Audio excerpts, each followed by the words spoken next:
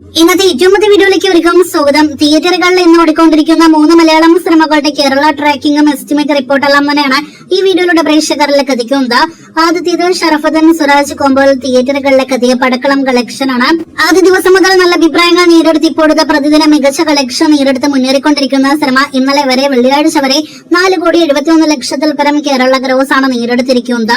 ഇന്നത്തെ സിനിമയുടെ Kerala tracking gross 34 ലക്ഷത്തിന് മുകളിലാണ്.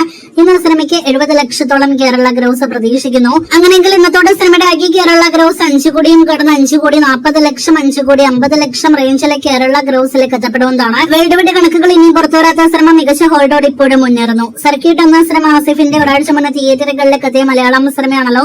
തിയേറ്ററുകളിലെ ആദ്യ കുറച്ച് ദിവസത്തെ കളക്ഷൻ കൊണ്ട് തന്നെ പരാജയം ഉറപ്പാക്കി കഴിഞ്ഞ ഏറ്റവും പുതിയ ആസിഫ് അലി സിനിമയാണ് സർക്യൂട്ട്. ഇന്നത്തെ സിനിമയുടെ കേരള ട്രാക്കിംഗ് നോക്കുകയാണെങ്കിൽ 2 ലക്ഷത്തിൽ പരമാണ് കേരള ട്രാക്കിംഗ് ഗ്രോസ്.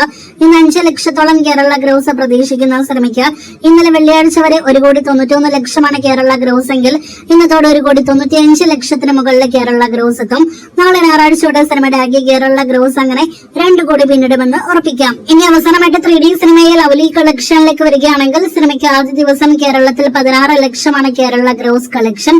അഭിപ്രായങ്ങളെ കൊണ്ട് മികച്ച അഭിപ്രായങ്ങൾ നേടിയെടുക്കാനാവാതെ പോയ സിനിമയ്ക്ക് ഇന്ന് 2ാം ദിവസം ശനിയാഴ്ച 5 ലക്ഷത്തിൽ പരമാണ് കേരള ട്രാക്കിംഗ് ഗ്രോസ്.